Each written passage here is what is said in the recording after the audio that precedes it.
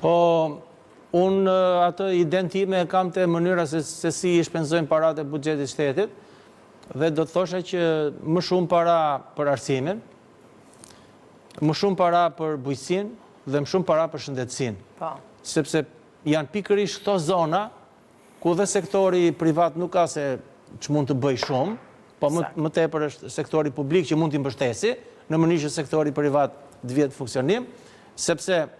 në qoftë se investojmë sot në arsim, në qoftë se investojmë sot në shëndetësi, në qoftë se investojmë sot në bujqësi, mund të kemi zhvillim të turizmit tamam ashtu siç duhet jetë, po edhe të sektorëve tjerë mbas një 10 vjetësh.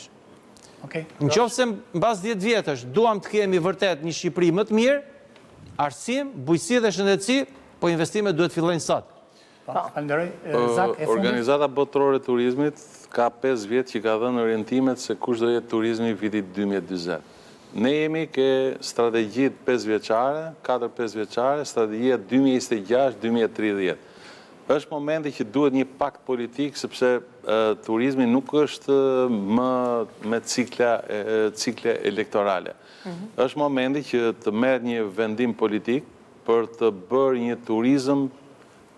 për të bërë një strategji dhe një master plan të lidhur me industritë e tjera që nga, po themi që nga ana financiare, zhvillimi i infrastrukturës, në mënyrë që të mos kthehet në trofe zgjedhjesh dhe të jepen